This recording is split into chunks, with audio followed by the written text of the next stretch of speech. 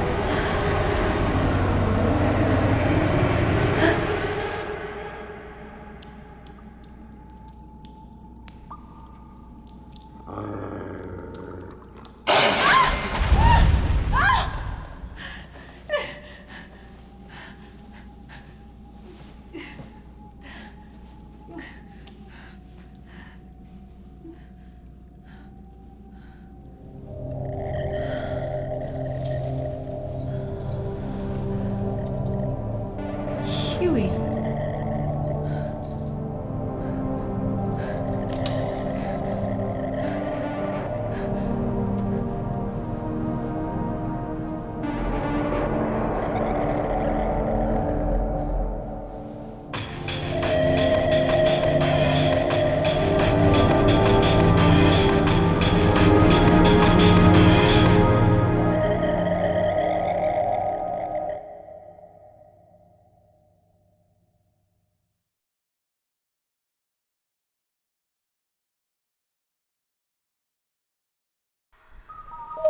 And through some odd happenstance, we happen to find ourselves broken free from the cage we found ourselves awoken in.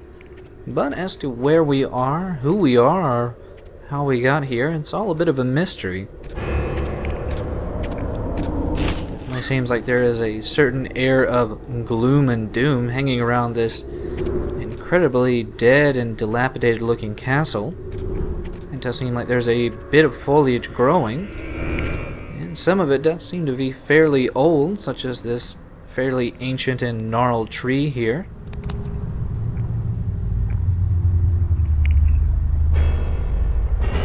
But it sadly does not really give us any kind of bearing on where we are.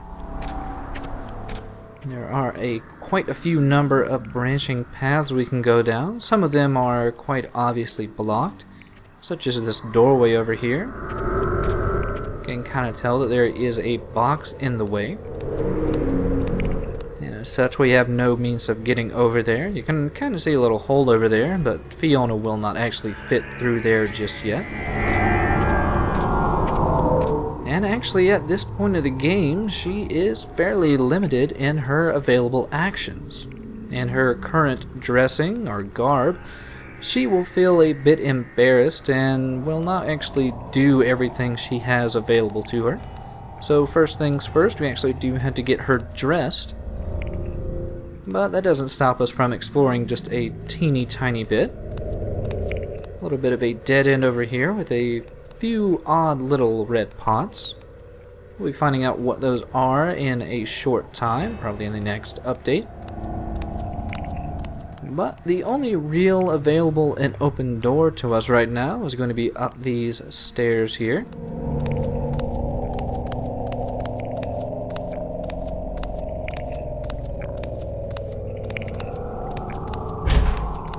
Through this ornate doorway, we find ourselves in the guest room. There could very well be a change of clothes or something in here to aid us. But Fiona is going to pretty much direct us to where we need to go, which is not investigating anything nearby. She is very adamant about changing out of these bed sheets and getting into a normal set of clothing.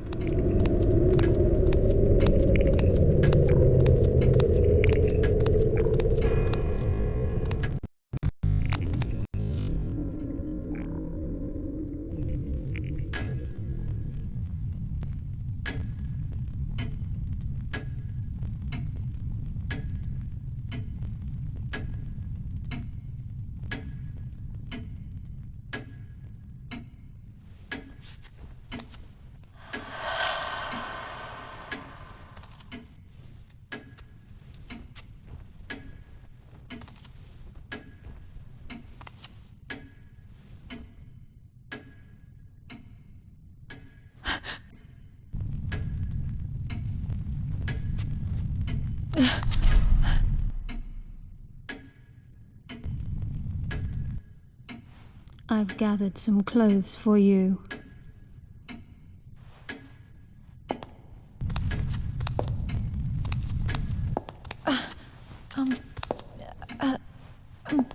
Wait! Don't go!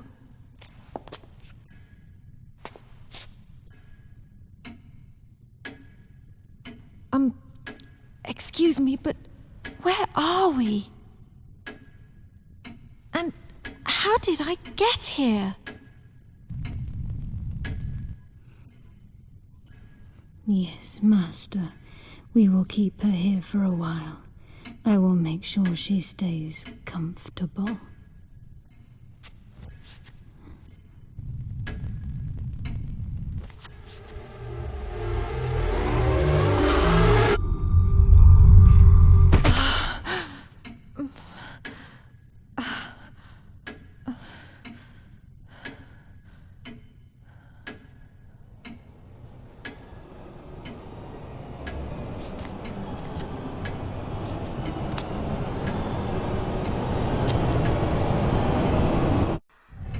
How incredibly off-putting that was.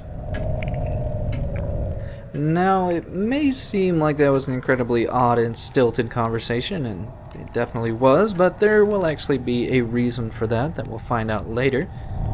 But at least we can be thankful that that random woman was nice enough to give us some clothes after talking to a nearby portrait. Let's go ahead and change.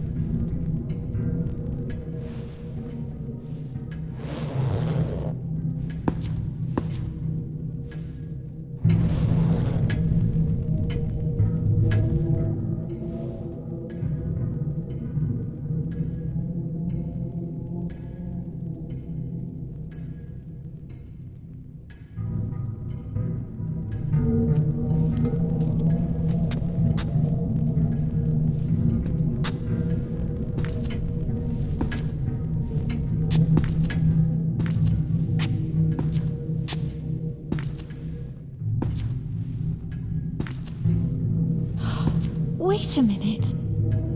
I remember being in the car with...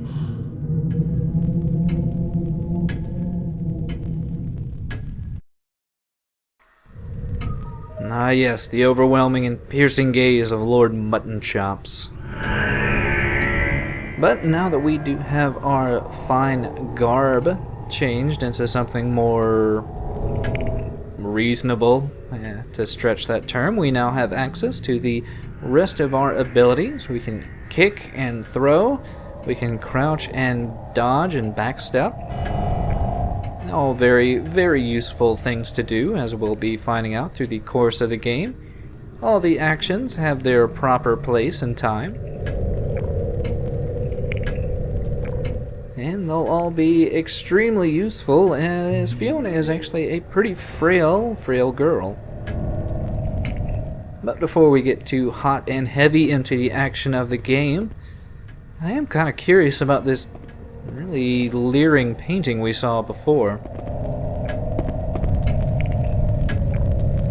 Now, the woman we saw earlier that gave us our clothing made mention that this painting was her master, and from the point of view camera we saw earlier, it was definitely leering at us, or someone was leering at us through it. And as to why they decided not to leer at us through this portrait of Count Dracula over here, it's kind of hard to say. But all these things will be answered as we progress through the game. These portraits are not just placed here randomly. But Fiona did mention that a map would probably be the best thing to assist us in our journey through the unknown here. And that's definitely what we're going to be looking for next, now that we are not half naked.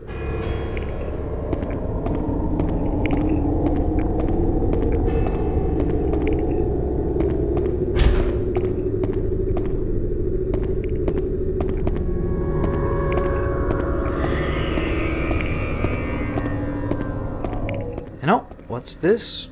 The keen-eye viewer might notice the blood here. And by investigating the blood, we send Fiona here into a bit of a panic. There are actually different levels of panic, and the panic is actually one of 2 life bars in the game, something to measure Fiona's state of mind. The more Fiona gets panicked, the less control you have over her, and after a certain point, she just goes into a full-on state of panic, and, well, the game will kind of become unwinnable at that point if anything is nearby to attack you. I'm sure we'll be seeing that at some point. Let's just hope we don't see it too often.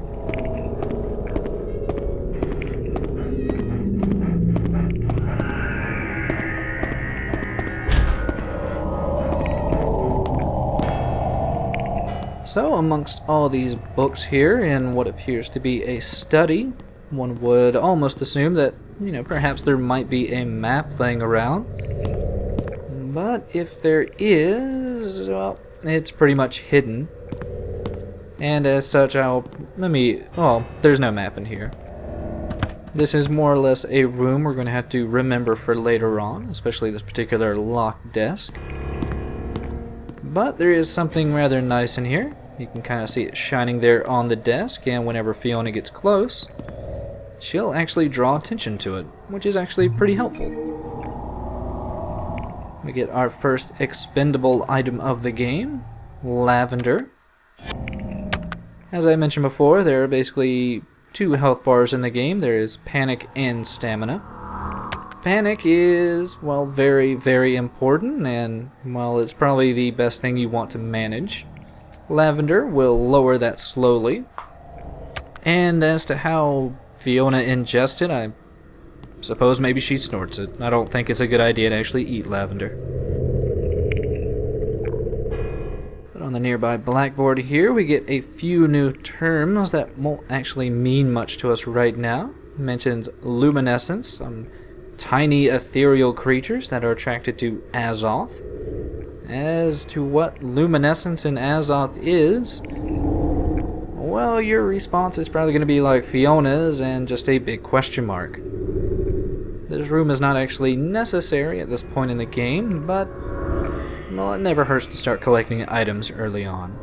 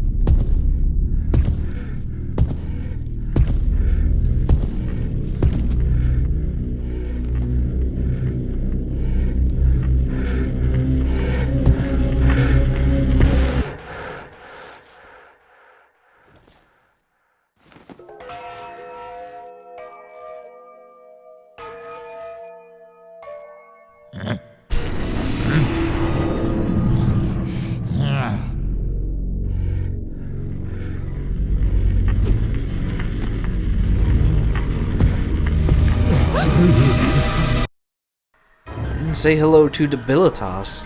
We saw him in the intro cinematic, and yeesh. Yeah, let's go ahead and get away from Debilitas. The longer we actually stay around Debilitas, the more our panic will increase, because obviously we are very, very frightened of the hulking mass that is Debilitas. You can also tell that there is a tonal change in the music. This says that we are in danger, and as such we need to get away, otherwise our panic will continue to increase. And by running back to the guest room, we are able to, well, find a bit of sanctuary. But we need to find even more, and as such we are going to learn about evasion points now. Yeah, this is going to be Fiona's main means of defense, I guess would be the best term for it. We're going to just have to hide. We're going to be doing quite a bit of hiding in the game, and we're pretty much going to have to do our best to remember where these are.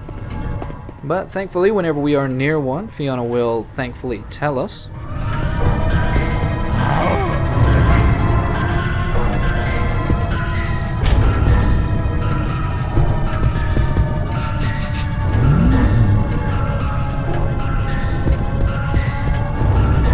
And you can tell that Debilitas has kind of lost this completely, which is for the best.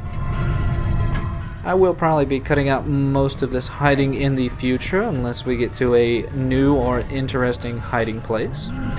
Sometimes you're going to have to hide in the same place multiple times, which will actually cause an increasingly difficult situation as, well, these stalkers, or people that are chasing us, will actually kind of catch on to the fact that we might be hiding in the same place.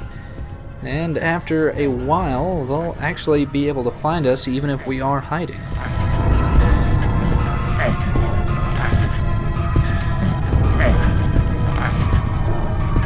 But since this is a tutorial, I don't think Debilitas will ever actually find us in this situation.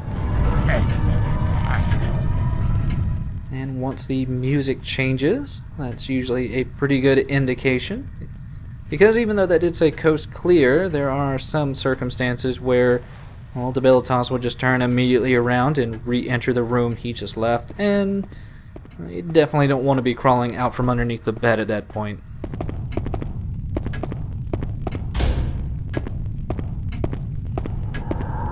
But just to make sure we cover our tracks properly, it's always a good idea to re-close doors that might be open. Along with the music, it also does give a good little music or sound cue whenever someone is entering a room.